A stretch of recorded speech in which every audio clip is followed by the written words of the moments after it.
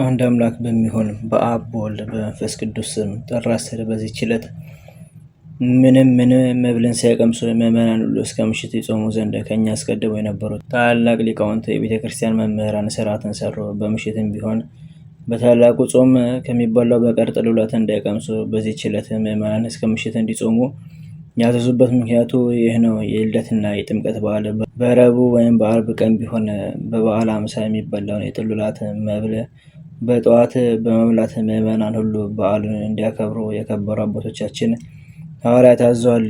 እሊህ ሁለቱ የእግዚአብሔር ታላቅ በዓላቶቹ ናቸውና እኛ በዚሁ በኃላፊው ዓለም ታላቅ ደስታ ደስ የሚለን ለሌሎች እንዳይመስላቸው እንደ አይሁድና እንደ አረማውያን በዓል በመብልና በመጠጥ ብቻ እንዳናደርግ፣ ስለዚህ ከልደትና ከጥምቀት በዓል በዋዜማ ያሉትን 2 ዕለታት እንድንጾም አዘዙን። የልደትና የጥምቀት በዓል በረቡዕ እና በአርብ ላይ በሚሆን ጊዜ በረቡዕ እና በአርብ ፈንታ እንድንጾማቸው ይገባልና በዚህም 2 ስራ ይፈጸምልናል። የጾም ስራና የበዓል ማክበር ስራ ነው። እንዲሁም በግብፃውያን ቤተ ክርስቲያናት የተሰራ ነው።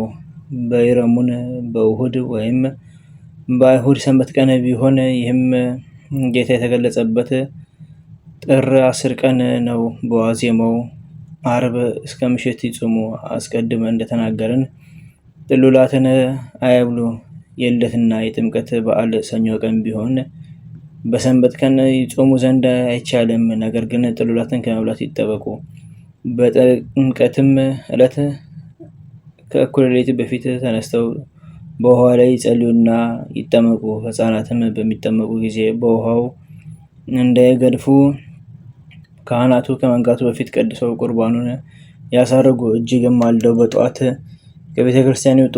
በከበረ ሥርዓታቸው ጌቶቻችን ሐዋርያት እንዳዘዙ የመለካውያን ወገኖች ግን የልደትና የጥምቀት ዋዜማ በቅዳሜ ቀን ወይም በእሁድ ቀን ቢሆን በ3 ሰዓት ይቀድሳሉ። ከወደዱም የተባረከ ኅብስት ተመግበው ውሃ ይጠጣሉ።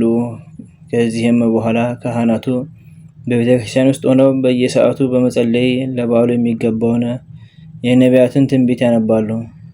በዚያም ቀን በምሽት ይኸውም ጥር 10 ነው፣ በውሃው ላይ ይጸልያሉ። ይህም አባቶቻችን ሐዋርያት እንዳዘዙት አልሆነም።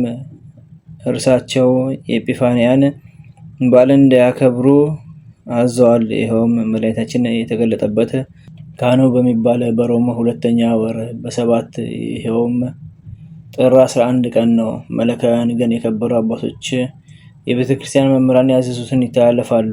በልደትና በጥምቀት በዓል አርብም ረቡዕም ቢሆን አስቀድመው በእርሱ ፈንታ ሳይጾሙ በጠዋት ተነስተው ይበላሉና እኛንም ከበደላችን ያነጻን ዘንድ በዮርዳኖስ ወንዝ እንደተገለጸ የጌትነቱን ክብር በልቦናችን ይገልጥልን ዘንድ የክብር ባለቤት የሆነ ጌታችን ኢየሱስ ክርስቶስን እንለምነው። ጌትነት፣ ክብር፣ ስግደት ለእርሱ ይገባልና ከቸር አባቱ ይቅር ባይ ከሆነ መንፈስ ቅዱስም ጋር ዛሬም ዘወትርም ለዘላለሙ አሜን። በዚህችም ዕለት አባ ታውብንጦስ አረፈ።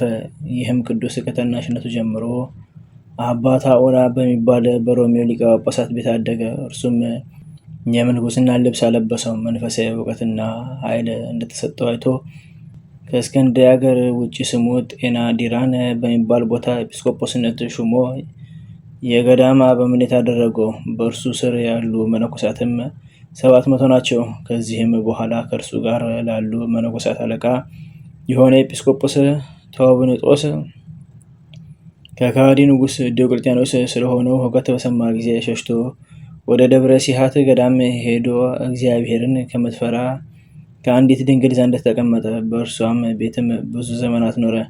በመጀመሪያው ወደ እርሷ በገባ ጊዜ ግን ንጉሡን ስለ መፍራት ጣዖትን ስታመልክ አገኛትና የክብር ባለቤት ጌታችን ክርስቶስን ወደ ማመን መለሳት። ከዚያም ተርኑጥና መርኑስ ወደሚባሉ ገዳማት ሄደ።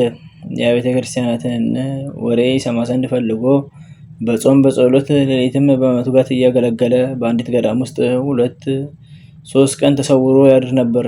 የመንፈስ ቅዱስ ጸጋ በላዩ አደረበት። እግዚአብሔርም በእጆቹ ድንቆችን ተአምራት አደረገ። ከወንበዴዎችና ከአመፀኞች ብዙዎች መነኮሳትን አድርጎ ለክርስቶስ ወደ መገዛት እስከመለሳቸው ድረስ መነኮሳቱ ሁሉ መሰከሩለት። ከዚህ በኋላ ፈጽሞ ባረጀ ጊዜ የሚሞትበትን ቀን አወቀ። ልጆቹንም የክርስቶስ በሆነች በቀናች ሃይማኖት እንዲጸኑ ትእዛዙ እንዲጠብቁ አስተማራቸው። ወዲያውኑ በሰላም አረፈ። ለእግዚአብሔር ምስጋና ይሁን።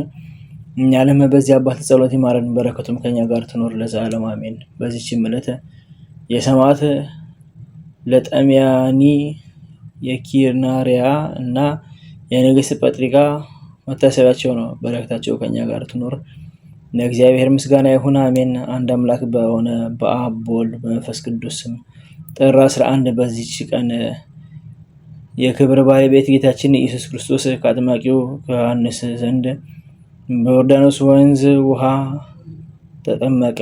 ዘአቅረብኩ ማኅሌተ ዘኪርየ አእላፈ እምለተ ጸምዱከ ዘልፈ ለላ አነብብ ተወከፍ ዘኔቴ መጽሐፈ እንተለሰከ እግዚኦ ጸሪቀ መሎት ወቆፈ እላቡ ብላስ ተርፈ ነቢያት ቅዱሳን ሐዋርያት ሰበኪያን ሰማዕታት ወጻድቃን ደናግል አዲ ወመነኮሳት ሄራን ባርኮ በዘቴ መካን እስከ ደጌ ይልቅ ወነውፃን ለጻፉ ወገርታስ ወለዛ ጻፎን ዘለስ ወለዛ አምቦስ ትርጉም ሳዲስ ወለሰማ ቃሉ ዝናፈስ ጸሎተሙ ማርያም ያረየት ተብሎ ባስ ወሬ ማረነ ኢየሱስ ክርስቶስ በቅዱሳኑ ጸሎት ጠብቀን፣ በረከታችን ከኛ ጋር ትኖር። ኦ አምላክነ በከመ ርትዕከ ወአኮ በከመ አበሳነ አቡነ ዘበሰማያት